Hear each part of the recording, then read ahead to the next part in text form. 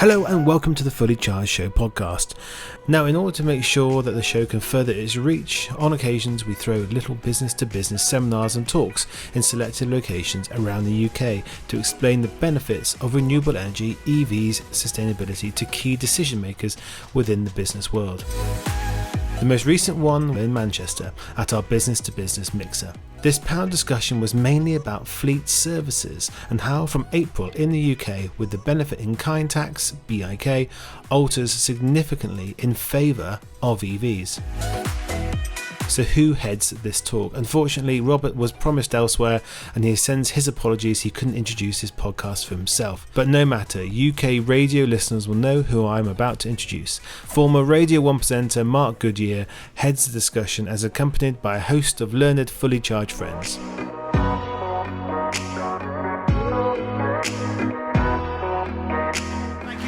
Thank you very much for coming, and thank you, Dan. And it's an absolute pleasure to stand in for Robert, who has, I think, done more to interest people in electric mobility than anybody else in this country.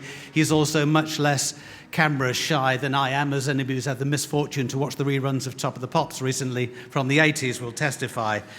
I first discovered range anxiety in 2002 with a Ford Think that I took to take my young daughter to horse riding and spend the whole of the time listening to Pete Tong with the heater on.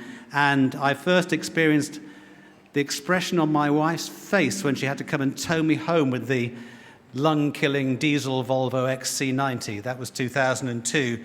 And since then, one way or another, I've been in an EV. Our current fleet is 2 Nissan Leafs, a Model 3 and an EQC. And that's a consumer story, isn't it? My story is a consumer story. But why we are here and where the future is in electric vehicles is really in fleet, because that's where the difference will be made. And that BIK change in April will absolutely change everything.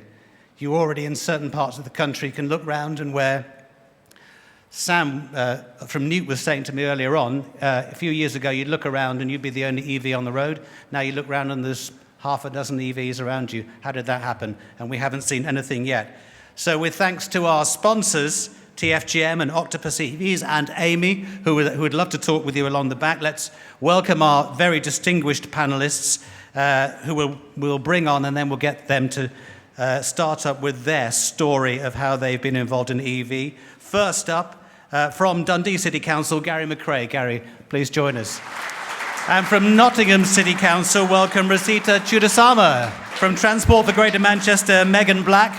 We'll hear from Bryn Hamer from Amy a little later. We'll get the mic to him. Fiona Howarth from Octopus EV, one of our sponsors. And Sarah Sloman, who did a lot of work at Go Ultra Low West, now leads e-mobility for Foot Anstey. Sarah Sloman, welcome. Does everybody have a microphone? And does everybody have a seat? Okay. A very wonky chair. Let's do ladies first, then starting with you, Sarah. Just talk a little about your experience in this electric vehicle world, please. Well, it's a big world, very welcome world, I find. My experience in the electric vehicle industry is such that we install infrastructure first and then we wait for the vehicles to come. Now that has to change. We need to be seeing a lot more uptake of vehicles, and the only way to do that is to feed the crowd. So we want to get the infrastructure right, put the right kit in the right place, and get the policy and regulation to support that. And we want to be seeing it integrated into things like housing developments and making things such as mobility hubs the future. Would you say that we've stumbled a little bit over the last 5 years with getting infrastructure ready? No, I'd say we were measuring twice and cutting once, hopefully, and not putting cheap skip fodder around the place. We've made sure that there's really solid infrastructure out there, I would hope. That's what I hope. That's what I see. We're getting rid of a lot of the old stuff where mistakes were made, trying to be too quick to adopt, perhaps. And now it's about understanding the differences out there and the different vehicles and the batteries and what power each vehicle can take. So I think we're listening, which is really nice. Okay. Fiona, Octopus is, it was an electricity reseller. It's much more than that now. What was the pivot point? So we, about 2.5 years ago, 3 years ago, I was speaking to somebody about the EV, and actually I'd worked in hydrogen cars about 15 years ago, and hydrogen cars were far away, EVs were still far away, but they were closer. And then suddenly it just passed me by that they had totally come of age. And my friend was telling me about her Tesla. It was just amazing. And I was like, is it really that good? You know these conversations that you've had now a million times, right, with all of your mates, where they're like, but how do you charge it? I was having that conversation. And she's like, you need to go and drive it. And so I went and drove a Leaf, an i3 and a Tesla, and they were phenomenal. And I was like, why do people not know about this? Why is everyone not driving it? Why do I have a petrol and a diesel in my driveway? This is not good. So actually we started up Octopus EV to make it as easy as possible for people to make that transition to electric vehicles. And we discovered that people going into their dealerships were getting just dodgy advice. Actually, I walked in to get a Leaf and they were like, it's going to take 28 and a half hours to charge. I was like, I don't think it is. And then I was asking him about, salary sacrifice, which is where you can pay for an EV lease out of your gross salary. And he's like, oh, if you do that, then you'll lose your personal allowance, which was also nonsense. And then he's like, oh, you've got 2 kids. Have you seen this Nissan Qashqai? It's really good. And I was like, oh, that's even worse. So not only do I not know, but now if I'm passionate about EV and I'm thinking about switching, I'm getting bad advice. So we've got a team now that can give you advice about switching to EVs. We've gone out, we've worked really hard to find great leasing partners that can give you good rates on that, and we've taken it further so that we can get charging at home, and we've worked with the energy side of the business that you alluded to earlier to get clever energy tariffs when you can charge up cheap in the middle of the night when it's lots of wind blowing, for example. In fact, last weekend, the weekend before, there was so much wind going onto the network that actually we now have a tariff where when instead of paying wind turbines to turn off, we pay you to charge your car or use electricity at home. It's called the Agile tariff, and literally the prices went negative. I was going to say you couldn't give it away, but you could. Yeah, exactly. Okay. We were trying to pay people to take electricity, so people were being paid to drive their cars. That's a future we could all like, I think. Megan, I give Manchester credit because of my personal experience of insanely driving a Nissan Leaf 30 kilowatt from London to Manchester. It was an absolute pleasure to find even a level 2 charger that I could plug into when it wasn't bay blocked by a PHEV. But it was Manchester was ahead, like Nottingham and like Oxford and Dundee. But you're looking forward, not back, aren't you? Yeah, we're looking forward. As part of our clean air plans, we're looking for more investment from the government in terms of our infrastructure. We've secured money through early measures to put another 25 in. We are just about to sign a contract to improve the existing infrastructure that we've got in place. So it's a really exciting time. Somebody's mic is feeding back. Carry on. We'll blame Fiona. Yeah, so lots happening in Greater Manchester. Developing a strategy of how are we going to roll out more charging infrastructure across the region. We will burrow into that in a second or two. And on to Rosita from Nottingham. You've been at this, and you walk the talk, don't you? You've been an EV driver for a while. I've been an EV driver since 2016, practically the same time when we won the Go Ultra Low City money from OLEV. I was driving around in a dirty diesel, a Nissan, a little bit Nissan Micra, and I thought actually I need to convert to electric because I need to try and put myself in the shoes of people who I'll be having conversations with, whether it's businesses or members of the public. I need to be able to relate to them with the issues that people face when they are trying to consider to going electric. So. Proud owner of a 30 kilowatt Nissan Leaf since 2016. Absolutely love my car. I will never go back to internal combustion engine. Even though I've got a lease and my lease plan is up for renewal next year, and I went back into the dealer where I got it from and they were like, oh, well, look at these new generation Nissan Micras, you don't do that many miles, maybe we can get you into They really did that? Petrol, yeah. That's just nuts. I gave them one look and they said, oh, you get uninvited by your team, won't you? You won't be allowed to come to the pub anymore because you'll have, crossed the enemy line. So, yeah. Well, we'll talk more about the success in Nottingham, and you really have been working at it. And then, we talk about Nottingham, we do talk about Milton Keynes. Oxford has electric cities. One city that gets a vast amount of praise, Gary, is Dundee. So I started in the electric vehicle field in about 2011. At that time, I was the fleet manager for Dundee City Council. So I run workshops, I run a whole fleet of vehicles, and we brought in our first vehicles in 2011. Got in one, thought, why would we not just do this everywhere?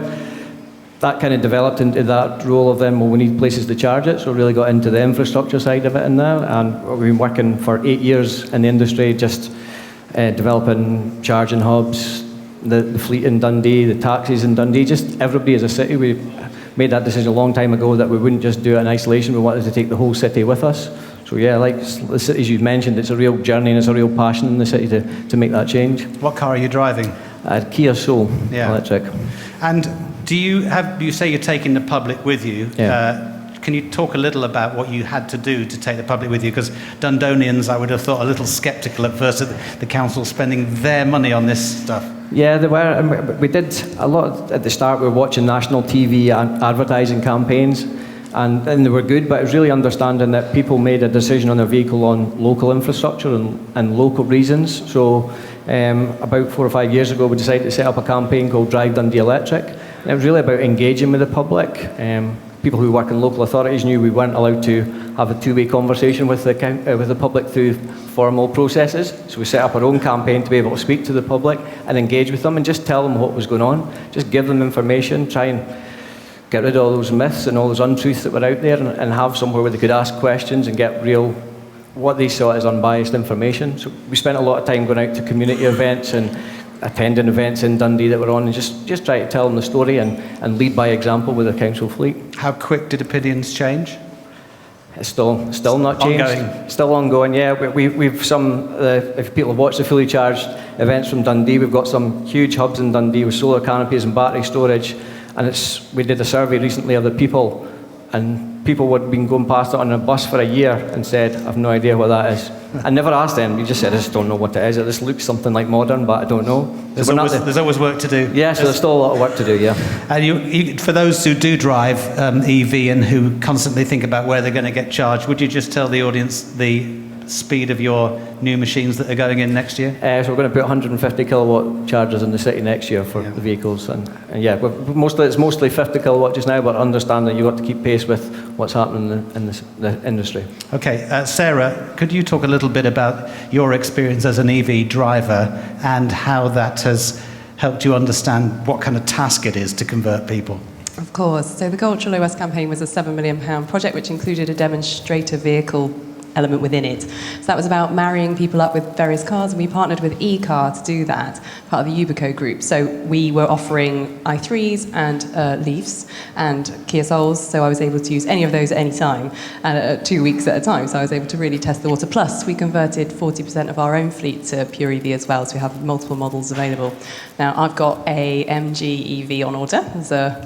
Not sure if I'm lucky or not, because new technology always needs testing, but that comes in March, so I'm looking forward to that arriving. But before that, I was just car clubs or public transport, because I know you will hear me bang this drum a few times, but I do feel like it shouldn't just be replacing every dirty car with a clean car. We are looking to branch out into more mobility options. So I chose to use the car club route. It works out much cheaper than owning a car in the whole, and I'm looking forward to getting my EV in March. Had the home charger installed on my really old house that I didn't think would cope, but luckily it said it had just enough capacity to deal with it. But the EV charging is a leap of faith. It's a monkey bar. It's lurching from one charge point to the next and praying that it works. And there's some great tech out there to help you establish whether the charge point is supposed to be free or if it's available. And then you get there and it's just not. And I'm one of those people that lets my battery go to 1% before I charge. So I've learned not to do that with my Kia Soul, as I had the majority of the time. But I also learned that Kia Soul was very reliable. It didn't lie, whereas I did feel like a few of the others, I might not name them, did. So I'd be really desperately trying to get to the next charger. I knew where it was. I'm a big planner. I love to plan. And I knew what would happen. And I thought I had it under control. But EV driving has taught me that actually I can't control everything. Megan, Manchester is a very much electrified city with the wonderful trams that so many other cities threw away and you've rebuilt. That obviously fits into your plan, does it, for electrifying the city? Absolutely, and that's one of the things that we're looking for in our strategy at the moment is, how do we integrate all the different modes that we've got together to make sure that we're giving people the offer that they want. And I think just to reiterate the point, it's not just about EV, Transport for Greater Manchester is about sustainable journeys as a whole, walking and cycling, making sure that the right journeys are made at the right time and pulling all that together particularly around EV, is going to be a challenge to make sure we put them in the right place for people to ensure that they can charge up.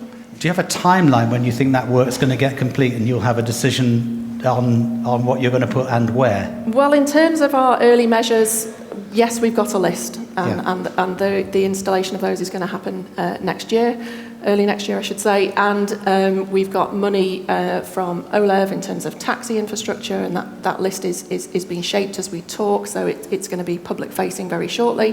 But in terms of the bigger expansion that we want to do, around 300 charging points, we're really, at the moment, dependent on the government and the funding that comes through from them in terms of the clean air plan that we've pulled together. Rosita, in Nottingham, you did do a taxi trial where you lent virtually taxi drivers an electric cab for a week or two or a month, I think it was. A month. And just can you talk a little bit about that experience? Because with cabbies, the London experience is that the cabs in London, there are hundreds of electric cabs now, and there will be thousands. And just to say, I'm really interested in this answer, because that's one of our proposals too. But for years, I was talking to London cabbies and saying, you want to think about going electric, mate? And no way I'm ever going to do that. What was the experience of your Nottingham cabbies? Traumatic, in a word, I'd say. Traumatic? Yeah, so Q therapy session. No, it was an interesting journey. We're still on it with our taxi trade, but one of the things that we learned was that we recognise the fact that electric vehicles are really sexy vehicles, and we need to try and embrace that enthusiasm and inspire people to go electric. And that's why we saw there was a role for having a try before you buy type of scheme. We're asking our drivers through our licensing policy changes to invest up to £60,000 in a product that they haven't actually even seen, let alone driven, and they're used to spending about £3,000, £4,000, £5,000, £7,000 on ex-London stock. That's what we get. We inherit ex-London vehicles into our cities. Yeah, we do, and it's contributed by taxis because it's a very localised problem. They do they do a lot of trips in a very concentrated area. We're on with our bus measures. So what were we going to do with our taxi trade? We changed our licensing policies. We got OLEV funding to invest in infrastructure, which was a whole other can of worms. But how did we sort of capture the enthusiasm for drivers? And that's how the Try Before You Buy scheme came along. So we bought 3 LEVC taxis, and then we partnered with Drive Electric to offer 1-month loans of the vehicles. Quite soon into it, where there were issues around charging them, because a lot of the drivers, we give them a free car. It's okay, well, when am I going to charge it? So they're starting to drive it in petrol. We don't want that to happen. So we worked with our charge point provider, BP Chargemaster, to give free charge cards. So the actual scheme was completely free to the user, just to kind of get them thinking about it not from a neutral perspective, because they're already against it, because we've told them they have to change. They have their issues with going electric. So you're almost starting from a deficit. So how can you then switch that mindset? And we've not had a driver come back and say, actually, I didn't like the cab. Nobody said that. They said, well, the cab was really good. The customers really loved it, but it's still expensive. And there's not enough charge points. So those are practical things. The infrastructure, there's something that we can do about it as a council, but the price of the vehicle, sadly, is slightly out of our hands. But what we have tried to do is then provide a financial package to offset some of the costs of bringing an electric vehicle onto the fleet. We are very early on this. And by the way, I was going to say, if you have a question that is prompted by any of the discussion, if you want to raise your hand, I'll try and get you in while we're doing it rather than at the end. But you are very welcome to store up a question too. Gary, talk about Dundee, that you've got quite a lot of electric cabs now, I think 100 or so? Yes. Yeah, so what did you do that convinced Dundonian cabbies over what the Nottingham experience was, which is, price, charging, this is all too difficult? Yeah, I think we started the dialogue with them 4 or 5 years ago and tried to say, look, this is the journey we're on. We haven't as yet forced them to do it. It's always been about choice. We made slight tweaks to our taxi policy that encouraged them, gave them things that they were interested in. One of the smallest things we ever did was give them £10 off their annual test if they had an electric car, because we didn't have to do an emissions test, and it got the whole taxi industry talking. You go down the ranks and that's all they could talk about. Never matter about anything else, that £10 off once a year test was a big thing for them. So a lot of our stuff was engagement with them, saying, look, where do you want the infrastructure? Where do you sit? Where do you stop? Where are you just having that 10, 15-minute break? What is your daily patterns? When do you want to charge? Where do you want to charge? Just having that conversations. And then we were very lucky in 2014 for one taxi company to come along and say, I really love what you're doing, I'm buying into it. And he bought 30 electric vehicles and put them on the road. Now, people would say, oh, did he do that for environmental reasons? But the reality is he started winning contracts because he was able to say, my whole fleet's electric, so therefore I will go in and win that contract because I can say, oh, my fleet's electric. As soon as he started running them for a year or two, people start talking to taxi drivers, they all talk, so people start saying, well, I'm not going through brake pads, I'm not having any filter change, not having an oil change, and the word soon got around, and it just snowballed from there. They're all looking now to make that change, and they all love the vehicles, like they say. As the range increases, range anxiety is gone for them now. They can do their shift in Dundee in the city, no problem in a day. There's now got the infrastructure that matches what they want. So there's no reason for them not to go. Are you seeing any appreciable difference in the clean air or the air quality in the city? There has been, yeah. The air quality in the city is definitely going in the right direction. It's hard to attribute everything. There's obviously lots of measures going on in the local authority to try and improve air quality, so it's really hard to attribute that to the electric vehicles. But there's definitely, I think we're up to doing, the last count, like 5.6 million miles electric in the city that we've provided infrastructure for. So it's got to be making a difference. Absolutely. Yeah. Sarah, in your work at Foot Anstey, what Gary touched on there was the corporate social responsibility of being seen to be doing the right thing. Are your clients of your firm interested in electric for that reason, electric mobility? Yeah, definitely. It's nice for them to be able to offer it to not only to externally as a procurement spark, but also just internally to show they're practicing what they preach a bit. It's really nice to see them coming forward to ask us.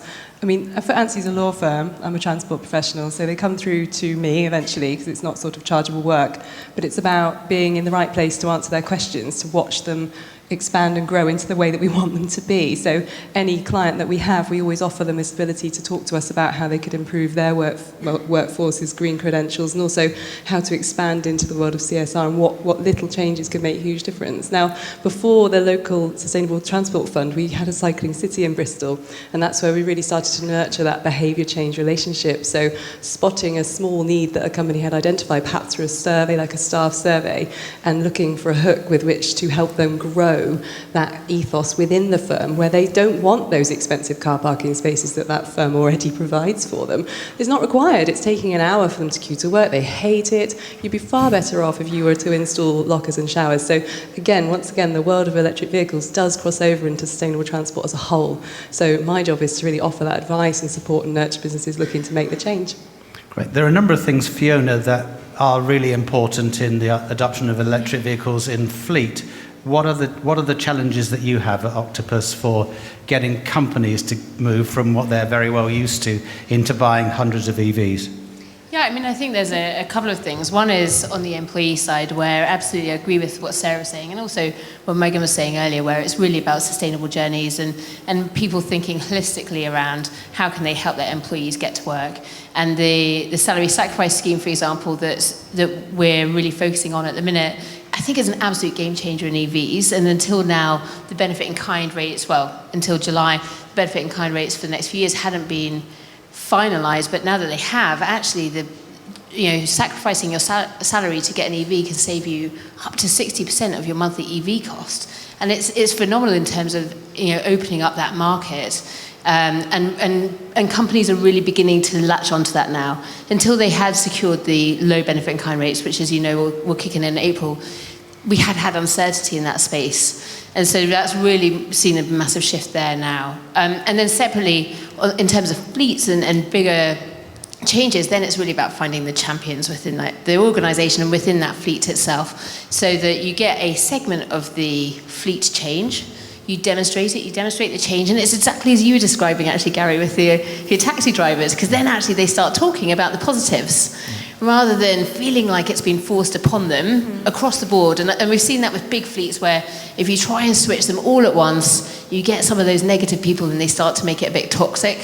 Whereas actually, if you get the champions that are ready for it, up for it, they start using it, and then it starts to spread.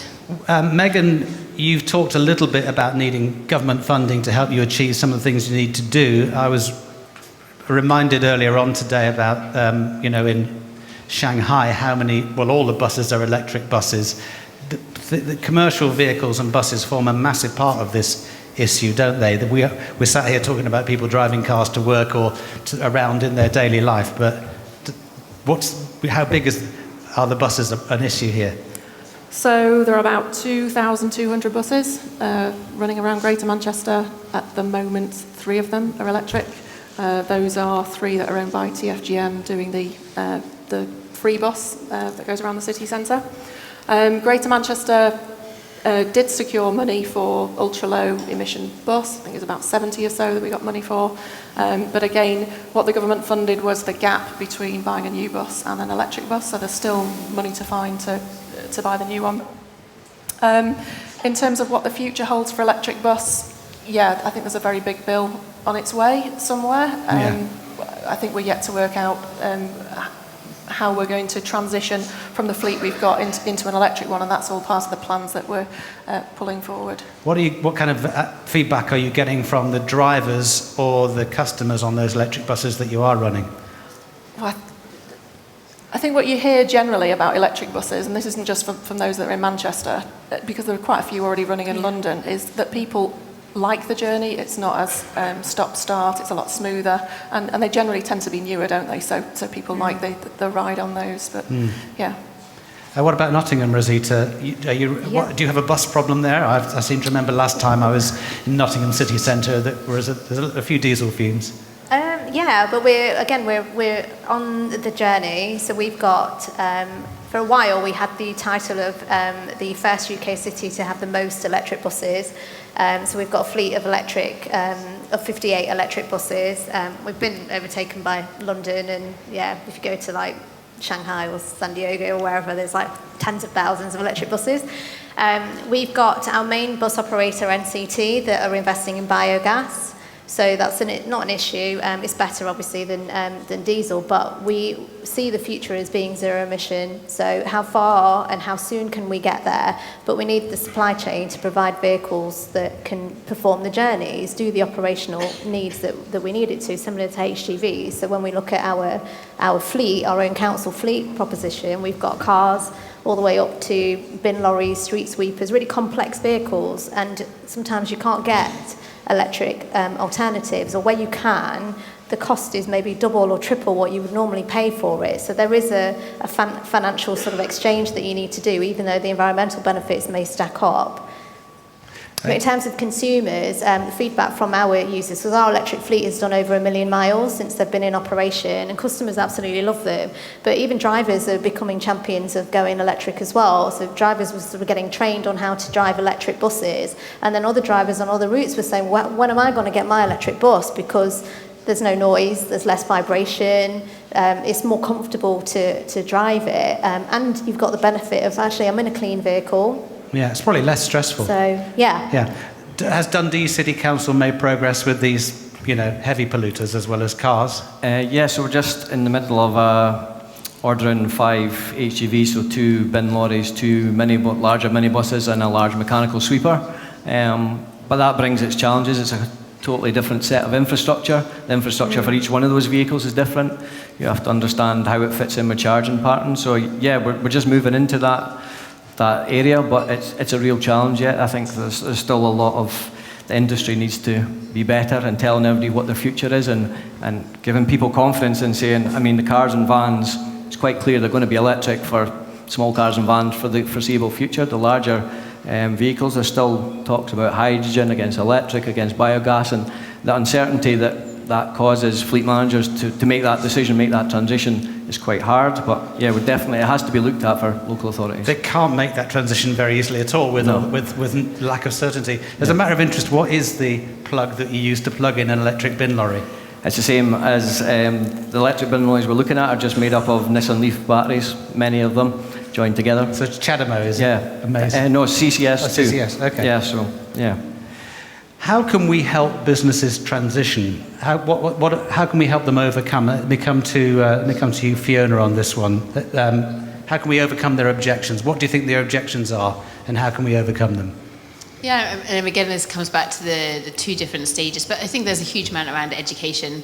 I think probably of a number of people I know that work in EV in the room at the minute, you all had that experience where you first get in the car and you take it for a drive and it's really fun. And I think the more people that we get into EVs, the better.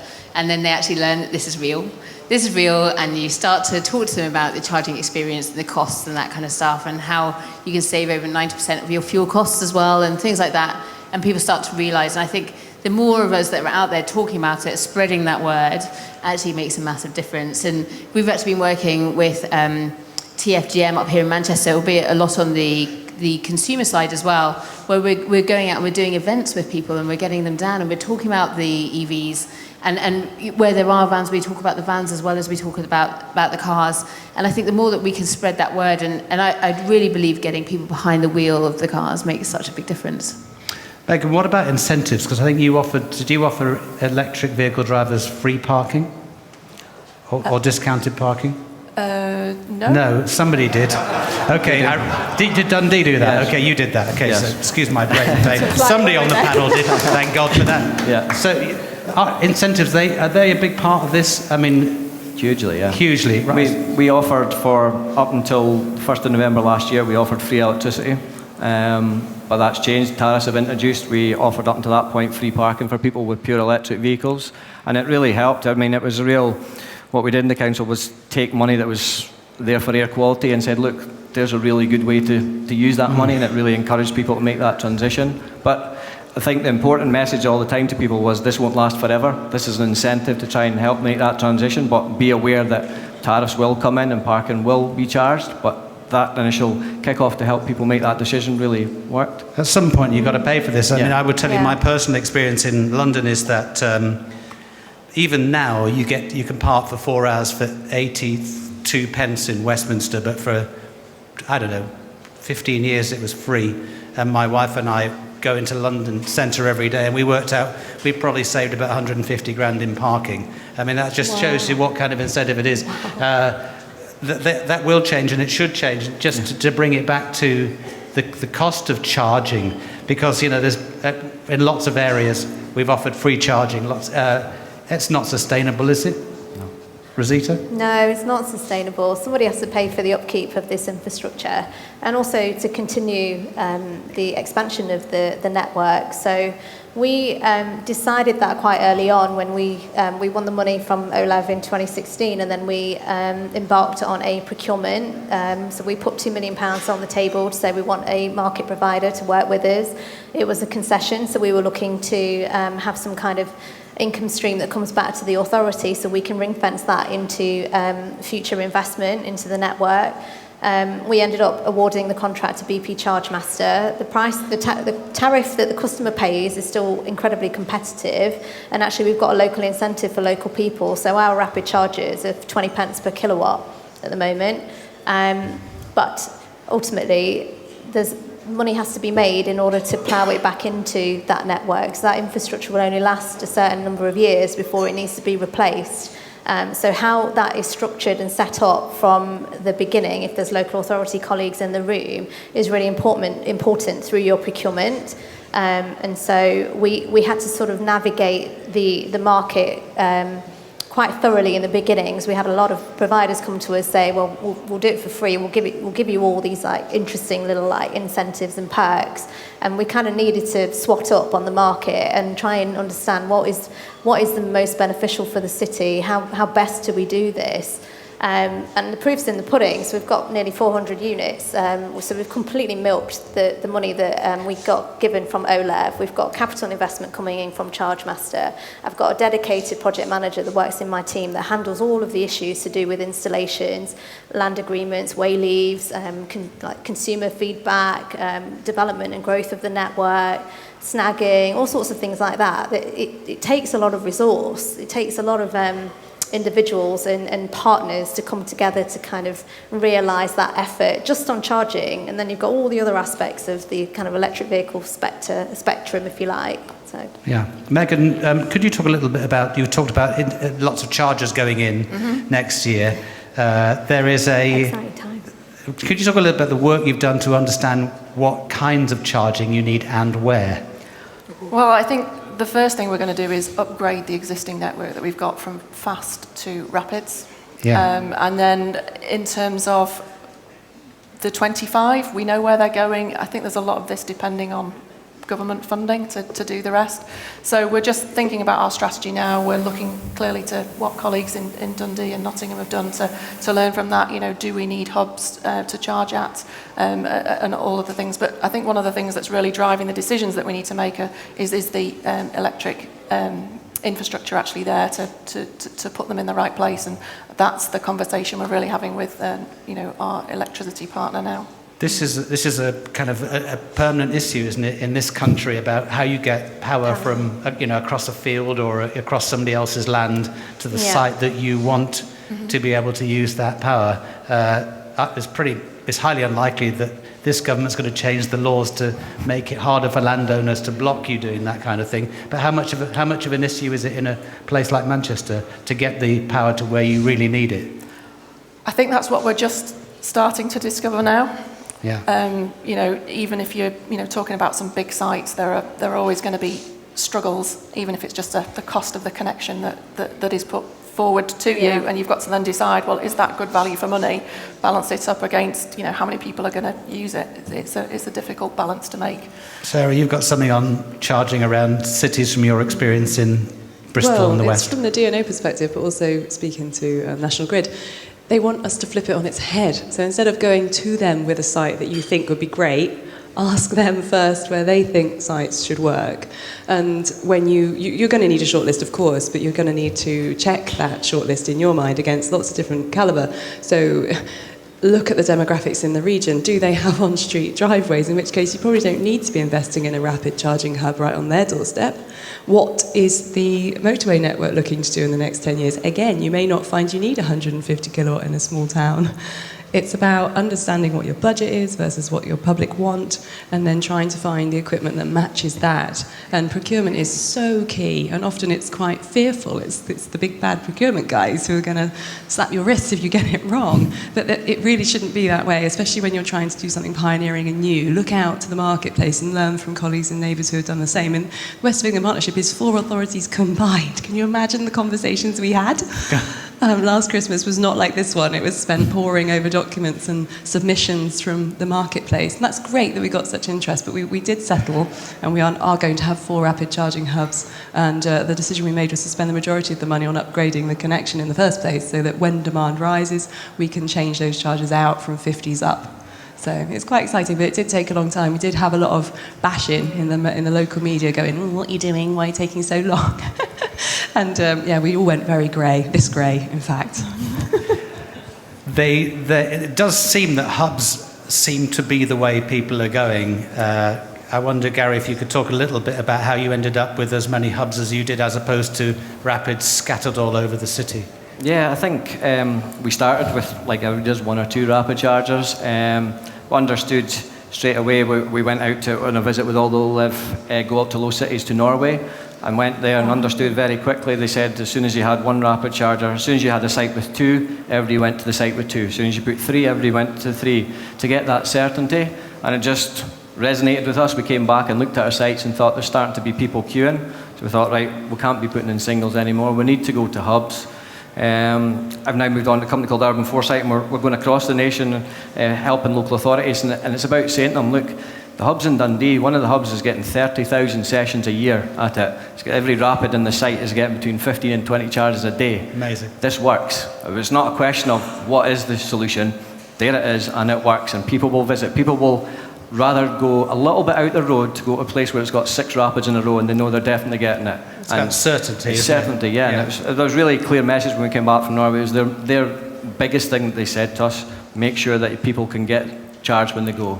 And that's even from an EV driver, that's what you want. You don't want to go somewhere and think, well, if I'm just behind somebody, I've got half an hour to wait. I want to know I've got lots of charges. We've all been there. Yeah. We need a charge and we can't get on the charger for an hour. So we recommend that to everybody now. I think everybody where we've seen in Milton Keynes, other places, that's what the models are going for when you're putting in rapids, and it definitely works. You do need a mix though, don't you? I mean, you need a mix down to even lamppost charging level 2, and then rapid and then hubs? Yeah, so in the car parks in Dundee, in our multi-storey car parks, we've now got fast chargers on the rooftops of them with solar canopies, because we understand that that's the kind of place people will go to work and they'll be there for 8 hours. And that's fine, we have to allow people to sit there for 8 hours because that's what they want to do.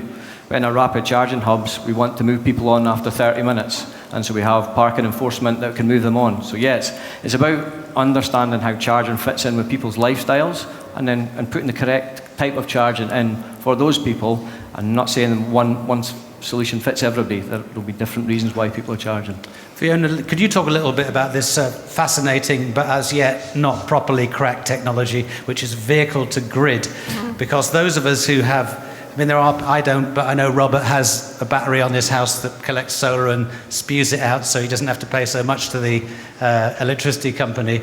But those of us who have an electric vehicle have, an enormous battery, 30, 40, 75, 80 kilowatt hour batteries, which if we could get vehicle to grid to work, we could charge overnight and then pay nothing for our electricity during the day. How far is that off? We've been talking about it for years. Yes. Why haven't you done it yet? We are doing it. Yeah. We are doing it, actually. So we announced Fully Charged Live, actually, this summer, that we are partnering with Wallbox, who have created the world's smallest, lightest vehicle-to-grid charger, actually for residential use. And in fact, I'm picking up one of the units on Wednesday this week to bring back to the UK, which will be being installed before Christmas, which is super exciting. We have had other ones installed already, but this is literally off the production line, and rather than just a kind of bespoke unit. So it's really exciting. We've been working very closely with our partners. We've got an Innovate UK project going with UK Power Networks, ChargePoint Services, Open Energy, Energy Savings Trust, and a couple of others. And we've come together to create this kind of large-scale demonstration project for vehicle to grid. And that tech's ready, basically. So it's going in. We're going to be demonstrating it. And so we've got a bundle that's on offer at the minute. You can get a new Nissan Leaf, the charger installed, and your energy tariff, and a free smart meter as well. And if you plug in at least 12 times a month before 6 p.m. overnight and let us use that vehicle for vehicle to grid, then we will give you £30 back every month. And so that's £30 back every month. And it's no change in terms of how much you're paying on your lease. In fact, it's a very good value lease in the region of about £300 a month. So, and that gets you that free charger as well. And it's basically because we can then unlock that inexpensive electricity in the middle of the night and use it to support the grid at peak time. And peak time in the UK is basically between 4 and 7 p.m. So as long as we can use the car at that point to help support the grid, then we can unlock value that we can give back to you as the driver. So it is happening. The big challenge we have, as we were talking about before we came on stage, is the fact that it's restricted to CHAdeMO at the minute, which is the Nissan Leaf, the ENV200 and the Mitsubishi Outlander. And so actually we haven't got vehicle to grid for CCS Which is going to be the standard. CCS.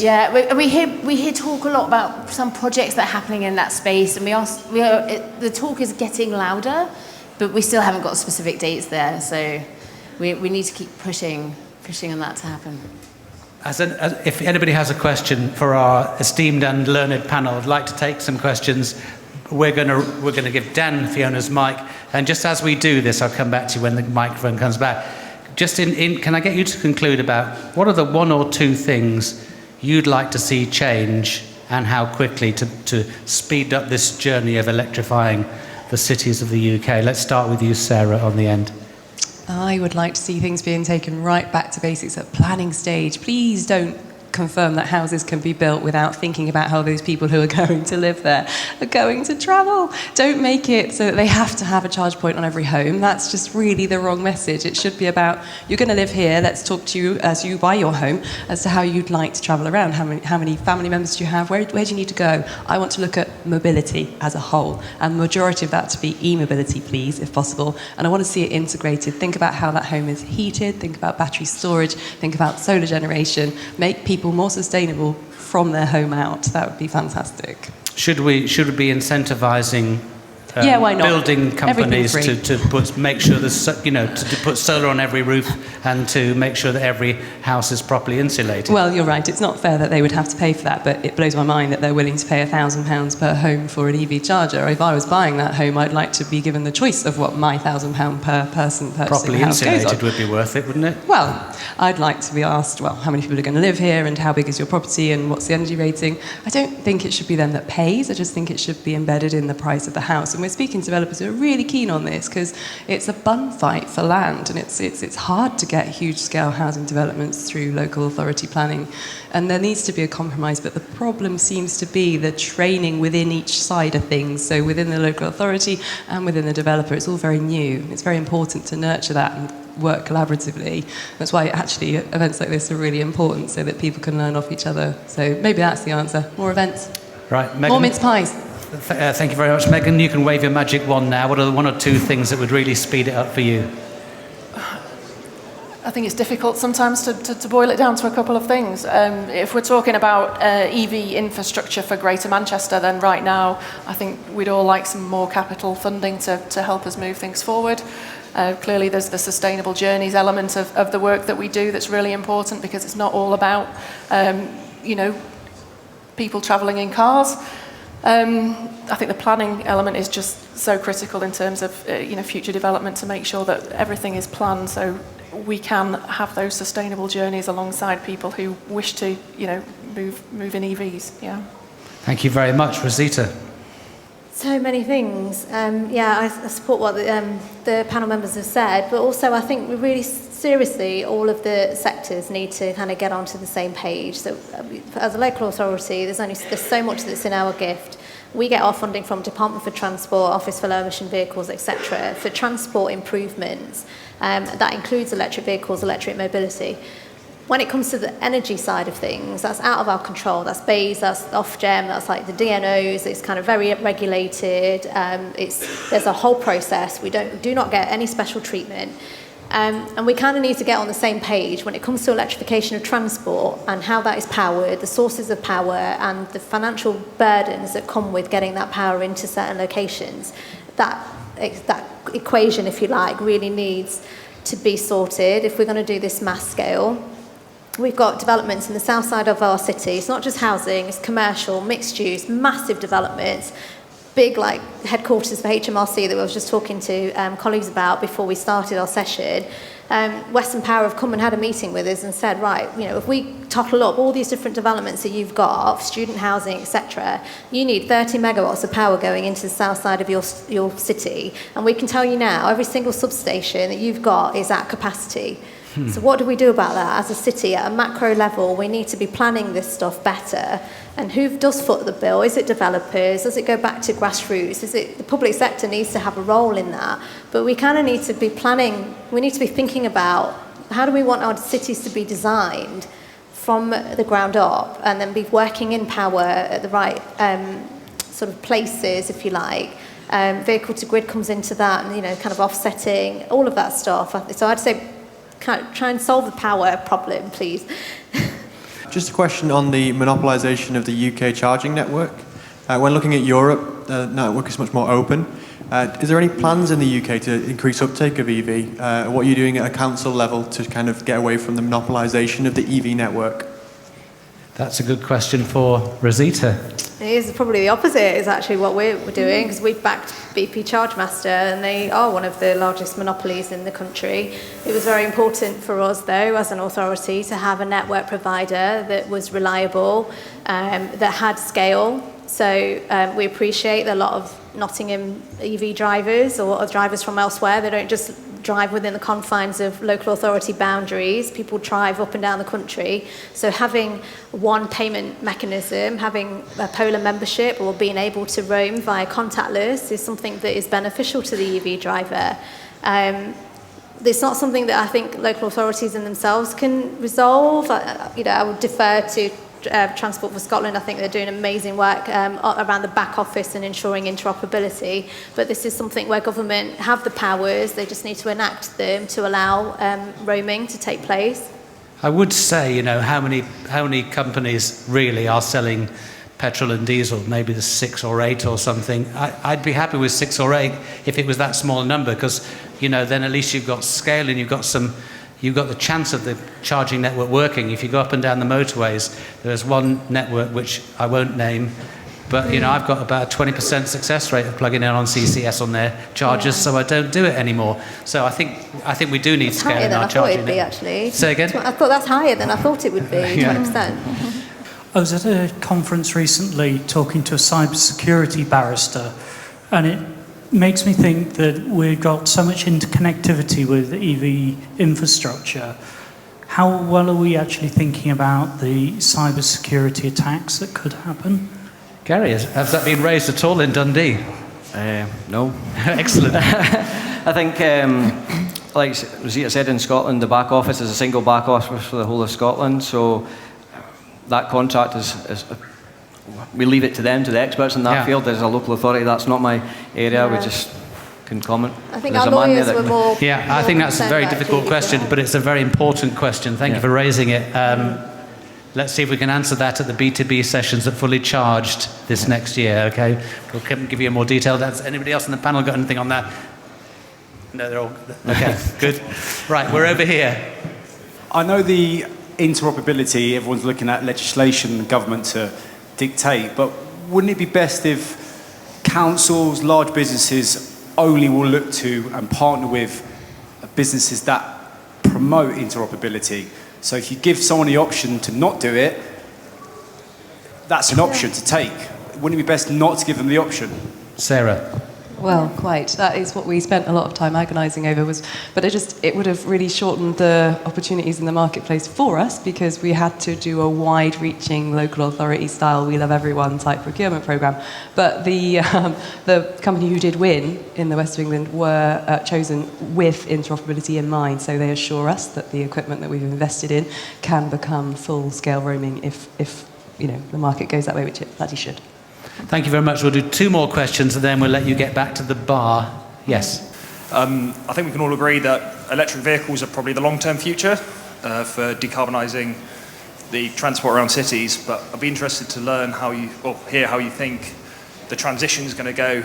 Just a quick stat I know is 92% of the 66,000 vehicles which are run by the council are actually still on diesel.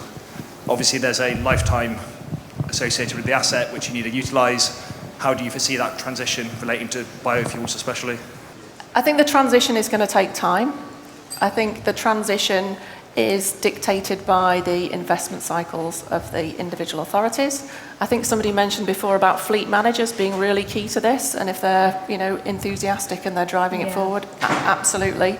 I think you also mentioned there are a lot of specialist vehicles out there at the moment, and finding the match for what they do in terms of particularly EV is quite interesting. I think we've got a long way to go. Certainly in Greater Manchester, it's the local authorities in Greater Manchester that are responsible for doing that as Transport for Greater Manchester. I think I mentioned before that, we're wanting to work with people to understand what the long-term transition is going to be for particularly sort of the bus fleet and how we're going to get there. I think it does need to be well managed as well, and it can't be quick, can it? Because the disruption of EVs is going to cause enough chaos anyway. If we mandated that we needed to get off fossil fuels in a short timeline, it would be nothing would move. I don't think. Good question there. Yeah. Last question to the authorities on the panel. I guess the key thing, we've talked a lot about vehicles on the road in terms of domestic vehicles and small vehicles, and as we move into mass passenger transportation and we try and get vehicles off the road, what part of the integrated planning for vehicle transport is about moving things onto rail and onto water, and also what's being done looking at the ports? Good question.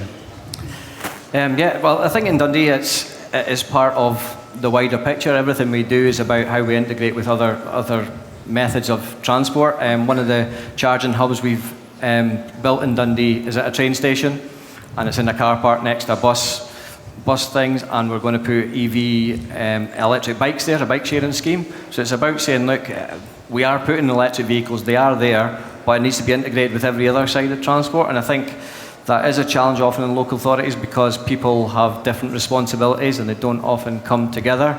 Dundee and some other cities are quite lucky that the officers seem to get work together to be able to bring that vision forward, but other cities just do their little bits in their own. So I think it's really important that local authorities take a bigger picture and how it integrates with the future of transport. It's a very good question, and I never had an ABB charger fail on me either, so thank you very much for that. We'll finish on the questions now. I'd like you first to thank our panel. So from this side, Gary McRae from Dundee City Council, Rosita Chittasama from Nottingham City Council, Megan Black from Transport for Greater Manchester, Fiona Howarth from Octopus EV, and Sarah Sloman from Foot Henstein. Thank you. And thank you very much for coming. I hope you found that useful and interesting. Could I ask you please to make sure you keep checking out the Fully Charged YouTube channel, and please join us at the brand new venue in the springtime. That is going to be an incredible event next year.